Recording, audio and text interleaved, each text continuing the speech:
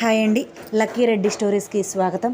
Please story విన్న తర్వాత like, comment, share and subscribe చేసుకోవటం మాత్రం మర్చిపోవద్దు.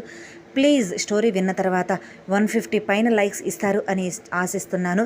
స్టోరీ విన్న ప్రతి ఒక్కరూ కూడా ఒక లైక్ కొట్టండి. Thank you. ఇక స్టోరీ తరువాయి భాగంలోనికి వెళ్ళిపోదాం. అది చూసిన భరత్ నాన్న అని కోపంగా పిలిస్తే జలజ, ఏవండి ఎందుకు ఇలా చేస్తున్నారు?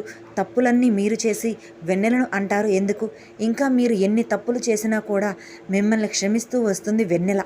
అంతటి మంచి అమ్మాయిని మీరు చంపాలని చూస్తున్నారా అని సీరియస్ అవుతుంది తన భర్త మీద మొదటిసారి జలజ. అవును, ఈ వెన్నెలను చంపాలి అని చూస్తున్నాను.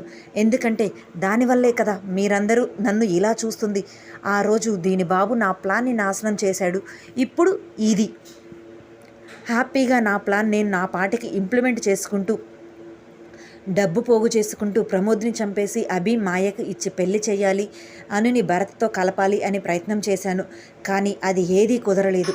నా ఇద్దరు పిల్లలు కూడా ఈ ఇంటికి వారసులవుతారు అనుకుంటే అవి ఏమీ జరగకుండా ఈ ఇంటిలో ఉన్న ప్రతి ఒక్కరూ నన్ను ద్వేషించే విధంగా చేసింది. నా పిల్లల్ని నేను అంత ఎత్తులో అంటూ చేతిని పైకెత్తి చూపిస్తూ నిలబెట్టాలి అనుకుంటే వాళ్ళు నన్ను చూసి అసహ్యించుకొని ఈ ఇంటి నుంచి నా నుంచి దూరంగా బయటకు వెళ్ళి పెళ్ళి కూడా ఎవరూ లేని వాళ్ళలా దిక్కుమొక్కు లేని అనాథలా చేసుకునే పరిస్థితికి వచ్చారు అంటే దానికి కారణం ఎవరు? ఇది కాదా అని వెన్నెల వైపు చేతిని పెట్టి చూపిస్తూనే, దీనివల్ల వీళ్ళందరికీ నిజాలు తెలిసాయి నా గురించి. అందుకే ఇది బ్రతకూడదు, చంపేస్తాను అని హడావుడి చేస్తూ ఉంటాడు జగన్మోహన్.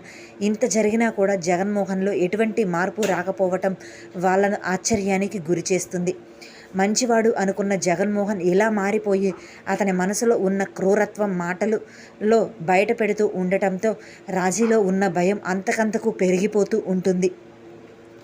అభి జగన్మోహన్ ముందుకు వచ్చి, మామయ్య చేసిందంతా నువ్వు చేసి వెన్నెలను అంటావేంటి? మా నాన్న నీకు ఎంత సహాయం చేశారు? అటువంటి ఆయన్ని నువ్వు చంపాలి అనుకున్నావు.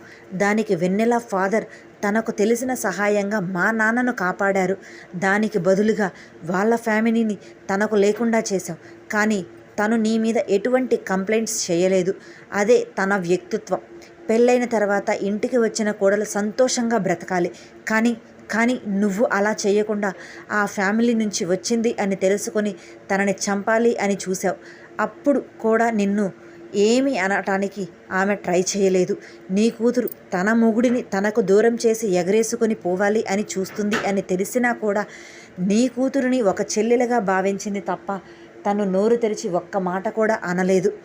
నీకు సహాయంగా ఉంటూ నువ్వు చేస్తూ ఉన్న దుర్మార్గాలను మనసులోనే పెట్టుకుంది కూడా ఏ రోజు బయటకు చెప్పలేదు.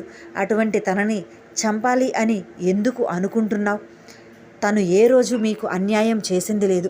కానీ మీ వల్లే తనకు తీర్చలేని పూడ్చలేని అన్యాయం జరిగింది. అయినా తను మిమ్మల్ని చంపేస్తాను అనటం లేదు. బాధ తన మనసులోనే ఉంచుకుంది, బయటకి కూడా వ్యక్తపరచలేదు. నువ్వు చేసిన ఘోరాలు నేరాలు అన్నీ బయటపడ్డాయి అని తెలిసేసరికి ఇదిగో ఇలా వైల్డ్గా రియాక్ట్ అవుతున్నావా? తప్పులు అన్నీ నీ వైపు ఉంటే నువ్వు మంచి అని నిరూపించుకోవటానికి మంచి అయిన వెన్నెలను చంపాలి అనుకుంటున్నావా? నిజమే, ఎప్పుడు మంచే కదా చనిపోతుంది. ఇప్పుడు నువ్వు వెన్నెలను చంపాలి అనుకోవటంలో తప్పు లేదులే అని విరక్తిగా అంటూనే, నీ కూతురు నీ కొడుకే నిన్ను అసహ్యించుకుంటున్నారు అంటే నువ్వు ఎంత దిగజారిపోయావో అర్థం చేసుకో మామ. వాళ్ళిద్దరే నువ్వు వద్దు అంటున్నారు. ఎవరి కోసం అయితే నువ్వు ఇంత చేశావో వాళ్ళే నువ్వు చేస్తుంది తప్పు అని వేలు ఎత్తి చూపిస్తున్నారు. అయినా కూడా నీకు అర్థం కావటం లేదా? నువ్వు చేస్తుంది ఎంత పెద్ద తప్పో ఇప్పటికీ కూడా నువ్వు చేసింది కరెక్ట్ అని నీకు అనిపిస్తుందా? ఎంతసేపు ఎదుటి వాళ్ళ తప్పు ఉంది అని వాళ్ళని దూషించటం కాదు, మనలో ఉన్న తప్పు మనకు తెలియాలి. అప్పుడే మనలో ఉన్న మృగం బయటకు వెళ్ళి మనిషి బయటకు వచ్చి మానవత్వం అంటే ఏంటో తెలుస్తుంది అని హితబోధ చేస్తూ ఉన్నాడు. ఏంటి ఇప్పుడు నువ్వు నాకు నీతి మాటలు చెబుతున్నావా? నీ భార్యను నేను చంపేస్తాను అనే భయంతో అని జగన్మోహన్ సీరియస్గా అభి వైపు చూస్తూ అన్నాడు. అప్పటి వరకు మంచిగా మర్యాదగా మాటలు చెబుతూ ఉన్న అభి నీతో ఇలా మాటలు చెప్పవలసిన అవసరం నాకు లేదు మామయ్య. అయినా నువ్వు నా భరత్కి తండ్రివి కాబట్టి మాటలు చెబుతున్నాను. లేదంటే ఈ పాటికి నువ్వు చచ్చి సంవత్సర కాలం అయ్యుండేది. నువ్వు ఇలా బ్రతికి ఉండటానికి కారణం భరత్ని చూసే నిన్ను వదిలిపెడుతున్నాను. లేదంటే నిన్ను వదిలిపెడతానా నేను అని కసిగా అంటూనే, వెన్నెలని నేను పెళ్లి చేసుకోక ముందే నీ గురించి నాకు పూర్తిగా తెలుసు. నువ్వు చేసిన ప్రతి పని కూడా నా దగ్గర సాక్ష్యాలతో సహా ఉంది. కానీ నేను ఏ రోజు బయట పెట్టాలి అనుకోలేదు. ఎందుకంటే ఏదో ఒక రోజు నువ్వు మారతావు, నువ్వు చేసే తప్పు నువ్వు తెలుసుకుంటావని అనుకున్నాను. కానీ లేదు, రోజు రోజుకి నువ్వు చేసే పనులు మితిమీరిపోతున్నాయి తప్ప ఆ పనులు తప్పు అని నీ అంతట నువ్వు మాత్రం తెలుసుకోలేకపోయావు. అప్పటి వరకు వెన్నెల చెప్పటం వల్లే అభికి తెలిసింది. అలానే ఇంట్లో వాళ్ళందరికీ కూడా ఒకరి తర్వాత ఒకరికి తెలిసింది వెన్నెల వల్లే అనుకుంటూ ఉన్నవాడు కాస్త ఇప్పుడు అభి పెళ్ళికి ముందే తెలిసింది అనేసరికి ఆశ్చర్యంగా అభి వైపు చూస్తుంటాడు జగన్మోహన్. ఎలా తెలిసింది అనుకుంటున్నావా మామయ్య?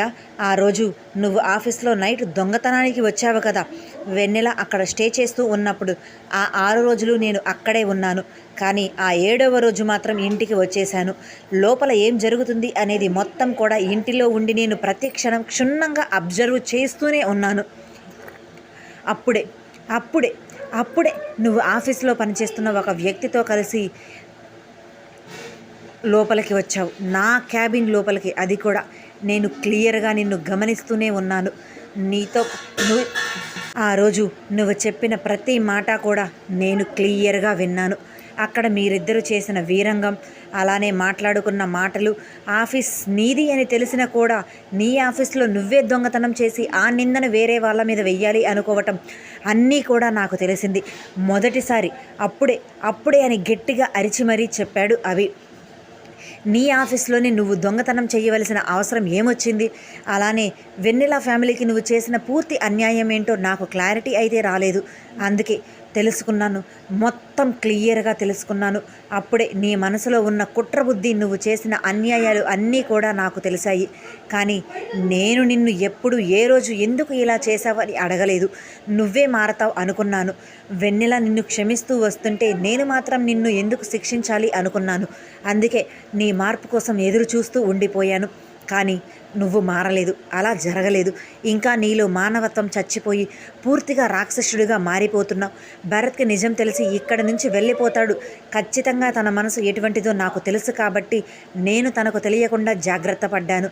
కానీ నిజం ఎప్పటికీ దాగదు కదా. అబద్ధం ఎంత స్పీడ్గా పరిగెట్టినా నిజం నిదానంగా చాప కింద నీరులా అయినా సరే అందరికీ తెలుస్తుంది. అందుకే నీ గురించిన నిజం ఇప్పుడు నీ కొడుక్కి తెలిసింది. నీ కొడుకే అందరికీ నీ గురించిన నిజం తెలిసే విధంగా చేస్తున్నాడు. అయినా నీ కొడుకు నిన్ను అసహ్యించుకుంటున్నా, నీ భార్య నిన్ను చీదరించుకుంటున్నా కూడా నీలో మార్పు రావటం లేదు. ఇంకా వెన్నెలదే తప్పు అని వెన్నెలనే చంపేయాలి అనుకుంటున్నా. ఇంకా ఎప్పటికీ మారతావు మామయ్య అని చాలా అసహనంగా బాధ కోపంతో అడిగాడు అభి. నేను మారాలి అని నేను ఎప్పటికీ అనుకోను. నాకు డబ్బు కావాలి, అవును డబ్బు మాత్రమే కావాలి అని 2 చేతులు బిగించి పట్టుకొని తెగ ఊపేస్తూ అరుస్తుంటాడు జగన్మోహన్. డబ్బు డబ్బు డబ్బు, నీకు లేని డబ్బా మామయ్య? నువ్వు అడిగితే మా నాన్న ఇవ్వను అన్నాడా అని అభి నోటి నుంచి ఎప్పుడైతే మాట వచ్చిందో, అవునా సరే అయితే అంటూ కొన్ని పేపర్స్ తీసుకొని వచ్చి ప్రమోద్ ముందు పెట్టి, వాటి మీద సైన్ చేయి. ఇక నుండి కంపెనీ చైర్మన్గా వెన్నెల ఉండటానికి వీల్లేదు. నా కొడుకు ఉండాలి, లేదంటే నా కూతురు ఉండాలి. ఇక నా కూతురు పెళ్లి చేసుకొని వెళ్ళిపోయింది. నాకు తెలిసి నన్ను చూడటానికి కూడా వస్తుంది అని నేను అనుకోను. ఇదిగో దీనివల్ల అని వెన్నెల వైపు చూస్తూ చెప్పి, కాబట్టి నా కొడుకుకి చైర్మన్ పదవిని అప్పచెప్పండి. నాన్న ఏం మాట్లాడుతున్నావు?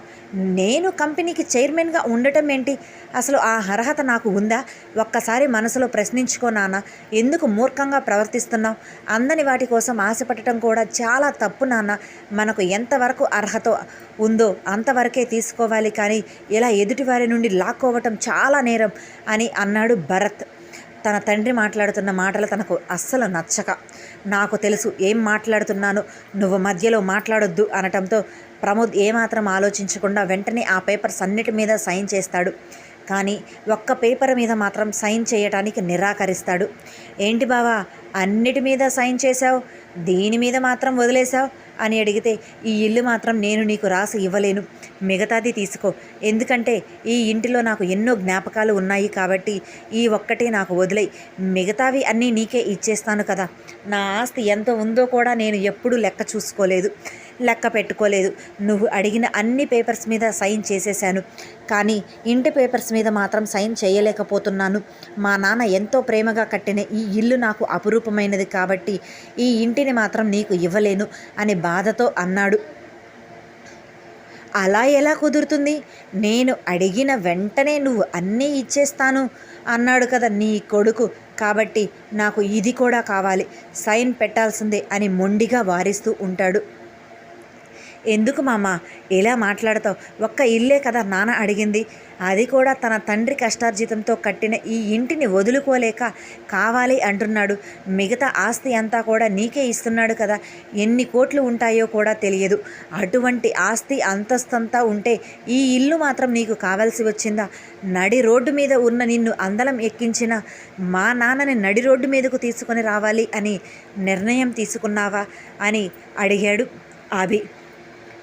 అది ఏమీ నాకు తెలియదు, నాకు ప్రతీదీ ఆస్తిలో చిల్లి ఒక్క గవ్వ కూడా బయటకు పోవటానికి వీల్లేదు, ప్రతీదీ నా కొడుకు పేరు మీద లేదంటే నా పేరు మీద నా కూతురు పేరు మీద రావాల్సిందే, లేదంటే ఈ వెన్నెలను చంపేస్తాను అని సీరియస్గా అన్నాడు. ప్రమోద్కి ఆ ఇంటి పేపర్స్ మీద సైన్ చేయటానికి మనసు రాదు. లేదు, ఈ ఒక్కటి నేను పెట్టను అని తను కూడా కరాఖండిగా తేల్చి చెప్పేశాడు. ఇదండి ఇవాళ స్టోరీ. మరలా రేపటి భాగంతో కలుసుకుందాం. ప్లీజ్ స్టోరీ విన్న తర్వాత లైక్, కామెంట్, షేరు, సబ్స్క్రైబ్ చేసుకోవటం మాత్రం మర్చిపోవద్దు. Thank you.